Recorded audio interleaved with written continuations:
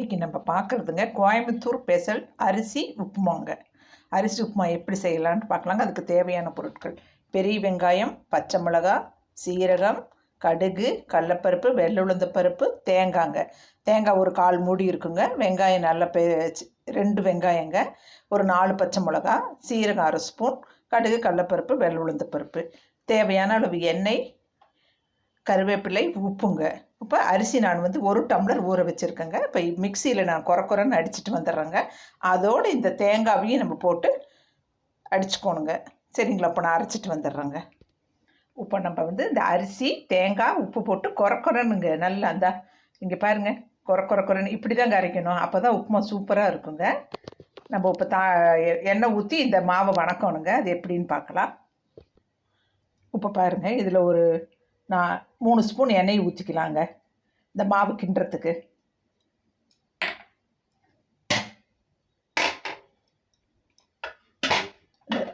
இதில் இப்போ இந்த மாவு அப்படியே ஊற்றிக்கலாங்க.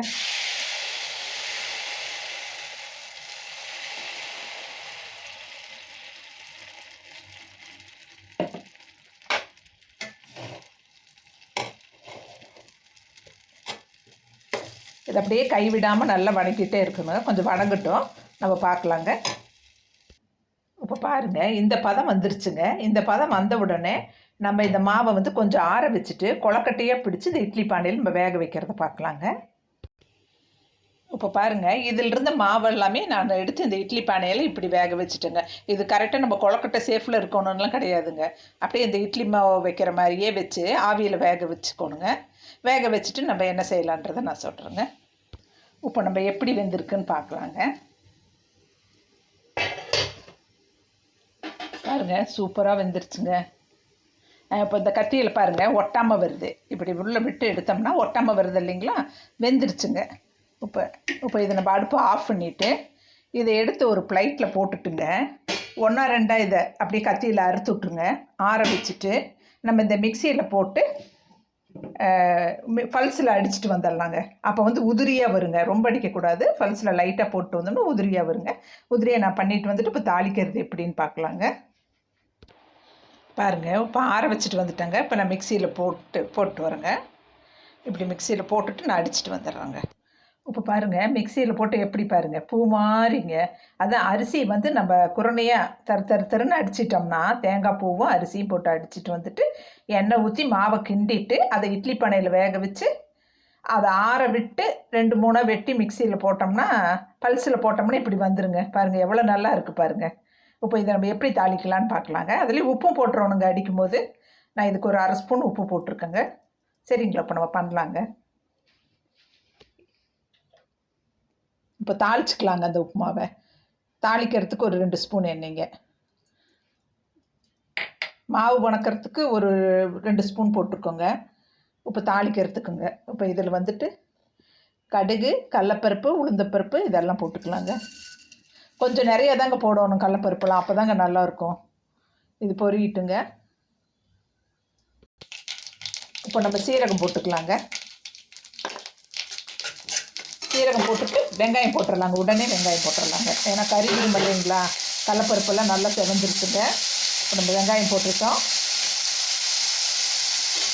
இந்த பச்சை மிளகா, வரமிளகாலாம் கிண்டி வச்சுருக்கோம் இல்லைங்களா? அதையும் போட்டுக்கலாங்க.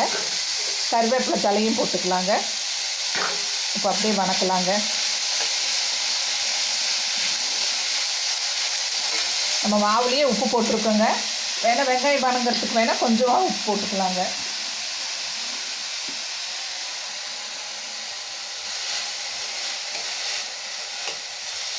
நீங்கள் எவ்வளோ அரிசி போடுறீங்களோ அதுக்கு தகுந்த உப்பு போட்டுக்கோங்க. நான் 1 டம்ளர் அரிசி போட்டிருக்கேங்க. அதுக்கு என் ஸ்பூன், பெரிய ஸ்பூனில் 1/2 ஸ்பூன் உப்பு போட்டுட்டேங்க. நான் தேங்காய் 1/4 மூடி போட்டேங்க. 2 டம்ளர் அரிசினா 1/2 மூடி தேங்காய் போடணுங்க. இது கோயம்புத்தூர் ஸ்பெஷலுங்க அரிசி உப்புமா. அவ்வளோ டேஸ்டியாக இருக்குங்க.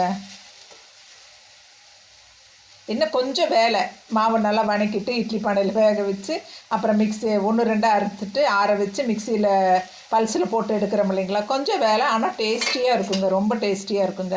நம்ம டைரெக்டாக மாவு ஊற்றி கிண்டுனாக்கா ரொம்ப கஷ்டங்க. நிறைய எண்ணெய் செலவாகும், உடம்புக்கு ஆகாது. நம்ம இப்படி பண்ணணும்னா நல்லா இருக்குங்க. கொஞ்சம் வணங்கட்டுங்க. வணங்கினது பார்க்கலாம். இப்போ நல்லா வணங்கிடுச்சுங்க. வெங்காயம், பச்சை மிளகா, மல்லி கருவேப்பிலை எல்லாம் நல்லா வணங்கிடுச்சுங்க. இப்போ நம்ம வந்து இந்த அடித்து வச்சுருக்கிறத போட்டுக்கலாங்க.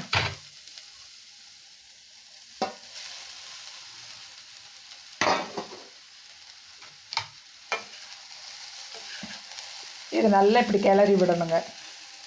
விட்டால் உப்புமா ரெடிங்க. அரிசி உப்புமா, கோயம்புத்தூர் ஸ்பெஷல் அரிசி உப்புமா ரெடிங்க. நீங்கள் இதே அளவுகளோடு பண்ணி பார்த்துட்டு எனக்கு எப்படி இருக்குன்னு கமெண்ட் பண்ணுங்கள். சரிங்களா? பாருங்கள், சூப்பராக ரெடி ஆயிடுச்சுங்க.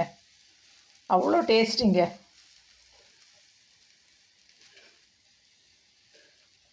அவ்வளோதாங்க, உப்புமா ரெடி ஆயிடுச்சுங்க. இப்போ நம்ம டேஸ்டிங் பண்ணலாங்க.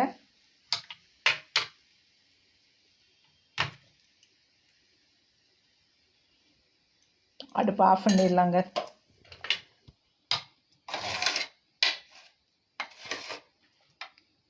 அப்படி பஞ்சாட்டம் இருக்குங்க. சூப்பராக இருக்குங்க. நீங்கள் இதே அளவுகளோட பண்ணி பார்த்துட்டு சொல்லுங்கள். என் சேனலை பிடிச்சிருந்தா சப்ஸ்கிரைப் பண்ணுங்கள், கமெண்ட் பண்ணுங்கள், ஷேர் பண்ணுங்கள், லைக் பண்ணுங்கள். நம்ம வீடியோ இதோட முடிச்சுக்கலாங்க. தேங்க்யூ.